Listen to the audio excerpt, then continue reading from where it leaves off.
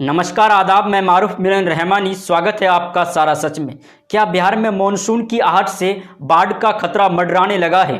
क्या अब उत्तर प्रदेश को दो राज्यों में बांटा जाएगा? और दिल्ली के उप मुख्यमंत्री मनीष सिसोदिया ने भाजपा पर क्या हमला बोला? आज ऐसे ही 10 मुख्य खबरों की चर्चा करेंगे सारा सच पर। हमारे न्यूज़ वीडियोस को देखने के साथ साथ लाइक करें और ज़्यादा से ज़्यादा लोगों तक पहुंचाने के लिए शेयर करें। और हाँ, हमारे यूट्यूब चैनल सारा सच को सब्सक्राइब करना ना भूलें। तो चलिए नज़र डालते हैं आज की बड़ी खबरों पर। बिहार में मानसून की आहट से संभावित बाढ़ का खतरा डराने लगा है। प्रशासन की तरफ से बाढ़ से निपटने की तैयारियां शुरू कर दी गई है। अब तक के किए गए आकलन में पटना के 20 प्रखंडों की 108 पंचायतों पर बाढ़ का खतरा है। उप मुख्यमंत्री की अध्यक्षता में जिले के पदाधिकारियों और जनप्रतिनिधियों के साथ बाढ़ की तैयारियों को लेकर समीक्षा बैठक हुई। अधिकारियों ने बताया कि पटना जिले के 20 प्रखंडों की 108 पंचायत बाढ़ से प्रभावित होते हैं। इन पंचायतों में 88,964 परिवार रहते हैं। बरसात के दौरान वर्षा जल पर नजर रखने के लिए प्रशासन की तरफ से 24 वर्षा मापक यंत्र लगाए गए हैं। संभावित बाढ़ प्रभावित क्षेत्र के लाभुकों की सूची आपदा विभाग के पोर्टल पर कार्रवाई के लिए जारी कर दी गई है। बाढ़ पीड़ित हर परिवार को 6,000 रुपये मदद दी जाएगी। 18 से 44 उम्र वालों के टीकाकरण में ऑनलाइन रजिस्ट्रेशन और स्लॉट बुकिंग की टेंशन अब पटना में खत्म हो गई है। राजधानी में ऐसी व्यवस्था बनाई गई है जिससे इस आयु वर्ग वाले ऑन स्पॉट रजिस्ट्रेशन के बाद टीका लगवा सकेंगे। पटना के 208 सेंटर को इसके लिए तैयार कर लिया गया है। राज्य के अन्य जिलों में भी इस तरह की व्यवस्था बनाई जा रही है। सरकार की गाइडलाइन से ऐसा लग रहा है कि आने वाले दिनों में सभी टीकाकरण केंद्रों पर 18+ वालों को भी ऑन स्पॉट रजिस्ट्रेशन के बाद टीकाकरण की सुविधा दी जाएगी। उत्तर प्रदेश के अयोध्या स्थित रामानुज संप्रदाय की प्रमुख पीठ हनुमान कुंड खटला मंदिर में लाखों की चोरी का मामला सामने आया है। यहां के पुजारी को जहरीला पदार्थ खिलाकर बेहोश कर निर्माण कार्य के लिए रखे गए लाखों रुपये पर चोर हाथ साफ कर गए। इस घटना की जानकारी शनिवार सुबह तब हुई जब पुजारी देर तक नहीं उठे। घटना की जानकारी मंदिर में रहने वाले छात्र मोनू ने वृंदावन में मंदिर के महंत स्वामी रामेश्वराचार्य महाराज को दी। इस बीच पुलिस ने मंदिर के पुजारी मोरारी पांडे को बेहोशी हालात में स्थानीय श्रीराम अस्पताल में भर्ती कराया, जहां पुजारी का इलाज चल रहा है।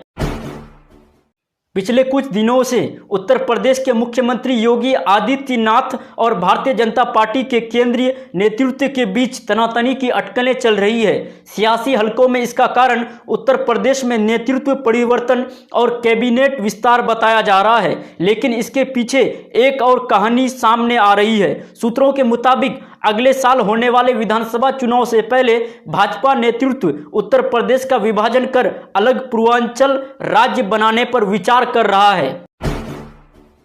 उत्तर प्रदेश में विधानसभा चुनाव से पहले भाजपा ने संगठन और सरकार में सर्जरी की तैयारी लगभग पूरी कर ली है। इस पर अब बस प्रधानमंत्री नरेंद्र मोदी की अंतिम मोहर का इंतजार है। दिल्ली में लगातार बैठकों का दौर जारी है। शुक्रवार सुबह यूपी के मुख्यमंत्री योगी आदित्यनाथ ने प्रधानमंत्री मोदी और भाजपा अध्यक्ष जेपी नड्डा से मुलाकात की थी। शाम को नड्डा और गृह मंत्री अमित शाह प्रधानमंत्री से मिलने पहुंचे। खबर है कि इसमें योगी मंत्रिमंडल और संगठन में बदलाव को लेकर मंथन किया गया। सूत्र ये भी कह रहे हैं कि तीनों नेताओं के बीच केंद्रीय मंत्रिमंडल को लेकर भी चर्चा हुई।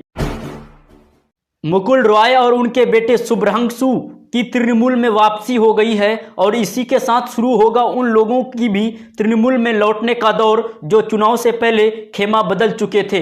हालांकि ममता बनर्जी ने साफ कर दिया है कि जिन्होंने गद्दारी की है उनके लिए तृणमूल में कोई जगह नहीं है। मुकुल रॉय ने वापसी पर कहा कि जो हालात अभी भाजपा में हैं उनमें वहां कोई नहीं रहेगा। उन्होंने कहा कि घर वापस आकर अच्छा लग रहा है।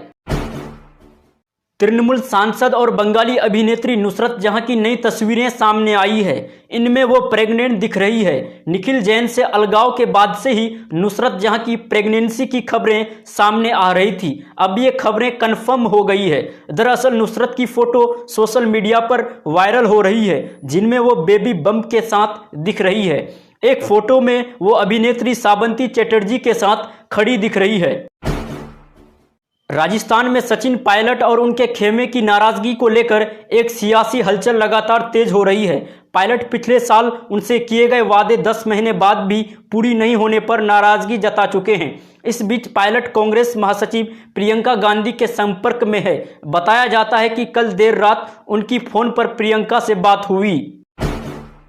दिल्ली के उप मुख्यमंत्री मनीष सिसोदिया ने केंद्र की भाजपा सरकार पर निशाना साधा है। प्रेस कॉन्फ्रेंस कर सिसोदिया ने कहा कि केंद्र सरकार के मंत्री दिल्ली सरकार को गालियां दे रहे हैं, ये उनके संस्कार हैं। उन्होंने कहा कि केंद्र ने सभी निर्णय सुप्रीम कोर्ट की फटकार पड़ने के बाद लिए हैं। बीजेपी तो भारतीय झगड़ा पार्टी बनकर रह गई है। सिसोदिया ने केंद्र सरकार से पूछा कि पिज्जा घर तक पहुंच सकता है तो राशन क्यों नहीं। भाजपा अब भारतीय झगड़ा पार्टी बन गई है।